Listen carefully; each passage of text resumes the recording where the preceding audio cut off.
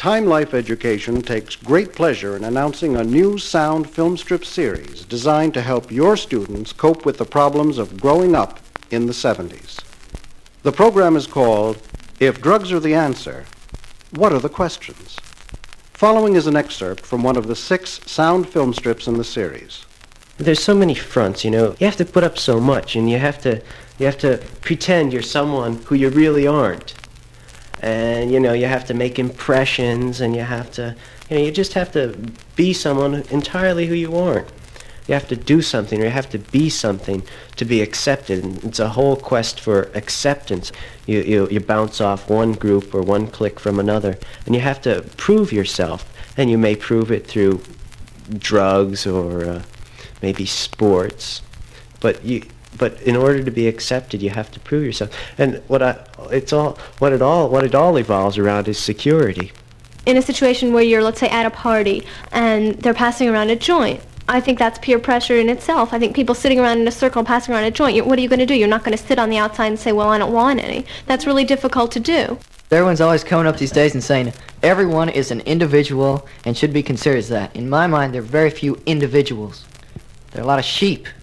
What you have just heard was an excerpt from the sound film strip series, If Drugs Are the Answer, What Are the Questions? This excerpt was played in a typical classroom. Here are the students' reactions.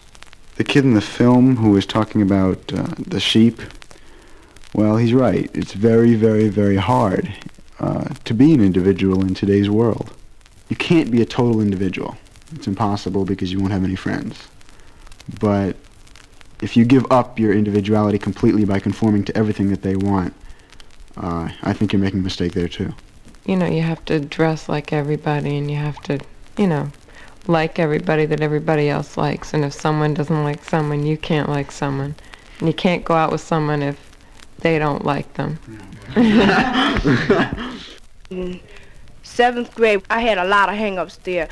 Listening to other people, doing what other people wanted me to do, crying. And then I said, hey, you know, one day I just looked at myself. I said, where's it getting me? There's a lot of hang-ups and a lot of problems.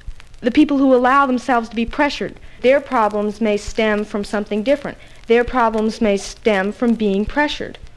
They allow themselves to be pressured. I don't know what their problems are all the time, but I know that I don't have the same problems. How do you know? Did you talk to them? Because their concerns, their apparent goals and things have nothing to do with what mine seem to be. What are these goals? Their goals? Yeah. Well, as far as I can see, they don't have any. Then how can you disagree with their goals if they don't have any? I mean, I don't understand. Because I do have goals. How do you draw a distinction between them and other people? What is the difference between them and you? Those people allow themselves to be pressured, allow themselves... What do you mean by pressured? Pressured. They allow other people to, well, they may worry because I'm not going to be accepted or something like this. They think, well, I won't be accepted. I have to do this. I have to smoke dope to be accepted or something like this. Whereas the other people will not allow this. They will not allow themselves to be pressured.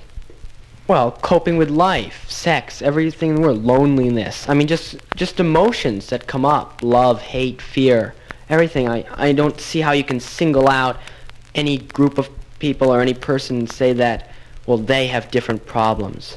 They may cope with their problems in a different way, but I don't think anyone has different problems.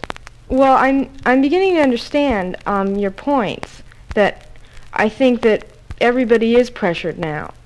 The girl we saw in the film strip, the one that said it was impossible to say no to a joint being passed around.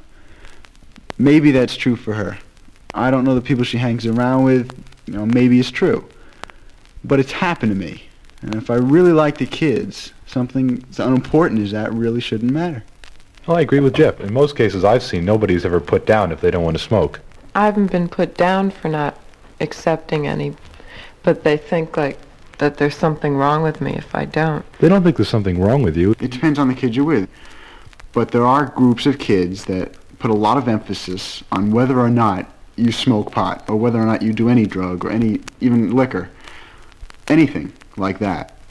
Everyone's got to be accepted. Everyone's got to feel like someone wants them.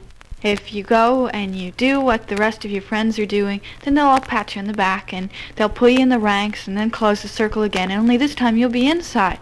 And you need security, and that's why you do it.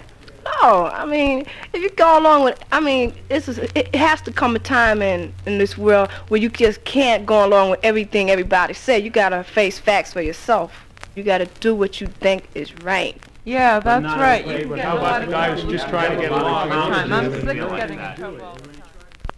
To order or request preview information on if drugs are the answer, what are the questions? Please call the Time Life toll-free number 800-621-8200.